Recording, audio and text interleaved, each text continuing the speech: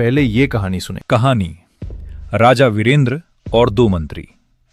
बहुत समय पहले सूर्यगढ़ नाम का एक राज्य था। उस राज्य के राजा का नाम था वीरेंद्र सिंह था।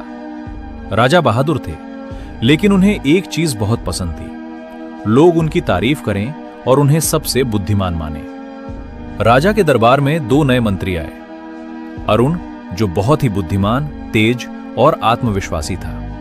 विक्रम, उतना तेज नहीं लेकिन बहुत समझदार और व्यवहारिक। दोनों को राजा ने राज्य के काम संभालने के लिए रखा। पहला दिन दरबार में एक मुश्किल समस्या आई। दो गांवों के बीच पानी को लेकर झगड़ा हो रहा था। राजा ने दोनों मंत्रियों से पूछा, बताओ इस समस्या का हल क्या है? सबसे पहले अरुण खड़ा हुआ। वो बोला, महाराज, आपने गलत योजना बनाई है। अगर आप मेरी तरह सोचते तो यह समस्या होती ही नहीं। समाधान यह है। और उसने बहुत शानदार और बुद्धिमान योजना बताई। दरबार में सभी लोग उसकी बुद्धिमानी से प्रभावित हो गए। लेकिन एक समस्या हुई। राजा के चेहरे पर हल्की नाराजगी दिखाई दी। उन्हें ऐसा लगा कि अरुण सबके सामने उन्हें मूर्ख साबित कर रहा है। राजा कुछ नहीं बोले, लेकिन मन में बात बैठ गई। अब विक्रम की बारी।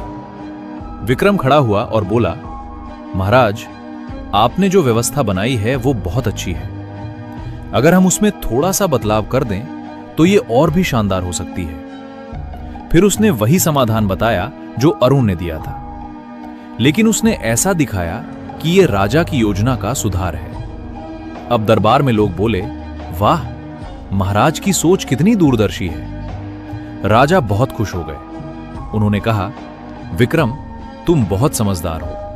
तुमने मेरी योजना को और बेहतर बना दिया। कुछ महीनों बाद समय बीतता गया। अरुण हर बार अपनी बुद्धिमानी दिखाता और राजा को सुधारता। दरबार के लोग धीरे धीरे कहने लगे, अरुण राजा से ज्यादा बुद्धिमान है। यह बात राजा के कानों तक पहुंच गई। राजा को यह बिल्कुल पसंद नहीं आया। एक दिन राजा ने आदेश दिया, अरुण को दूर के प्रांत में भेज दिया जाए। अब वो दरबार से हट गया। दूसरी तरफ विक्रम हमेशा ऐसा करता। राजा की प्रशंसा करता, अपने विचार इस तरह देता कि राजा ही महान दिखे। कभी राजा से ज्यादा चमकने की कोशिश नहीं करता। धीरे धीरे राजा को लगा, विक्रम ही मेरा सबसे भरोसेमंद मंत्री है। कुछ साल बाद राजा ने विक्रम को प्रधानमंत्री बना दिया। कहानी का सीख। इस कहानी में दो रास्ते थे। अरुण का रास्ता, बहुत बुद्धिमान, लेकिन उसने राजा को छोटा दिखा दिया।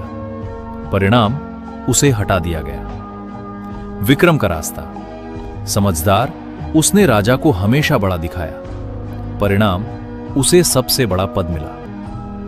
लॉ एक का असली मतलब। जब आप किसी शक्तिशाली व्यक्ति के साथ हों, बॉस, शिक्षक, नेता या राजा, तो ऐसा मत दिखाओ कि आप उनसे ज्यादा महान हो, बल्कि ऐसा करो कि उन्हें लगे वही सबसे बुद्धिमान है, वही सबसे शक्तिशाली है। तब वे आपको अपने करीब रखेंगे। इस लॉ का मतलब समझ में आया? Never outshine the master. कभी बॉस से श्रेष्ठ ना दिखें। अपने से वरिष्ठ लोगों को यह महसूस करने दें कि वे आपसे श्रेष्ठ हैं। उन्हें खुश और प्रभावित करने के लिए अपनी योग्यताओं का जरूरत से ज्यादा प्रदर्शन ना करें। अगर आप ऐसा करेंगे तो परिणाम ठीक उल्टा होगा। वे भयभीत और असुरक्षित महसूस करेंगे। इसके बजाय अगर आप अपने बॉस को ज्यादा प्रतिभाशाली बताते रहेंगे तो आप बुलंदियों को छू लेंगे।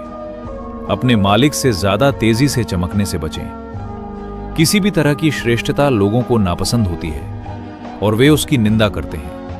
लेकिन अपने बॉस से ज्यादा श्रेष्ठ दिखने की कोशिश तो मूर्खतापूर्ण ही नहीं बल्कि घातक भी हो सकती है। आसमान के सितारे हमें यही सबक सिखाते हैं। हो सकता है वे सूर्य जितने ही चमकदार हों, लेकिन सूर्य के चमकते समय वे नजर नहीं आते हैं। अगर आप अपने बॉस से ज्यादा सामाजिक और उदार हैं तो आपको सावधान रहना चाहिए। इस बात का ध्यान रखें कि आपका बॉस सूर्य है और आपको उसकी चमक रोकने वाला बादल नहीं बनना चाहिए।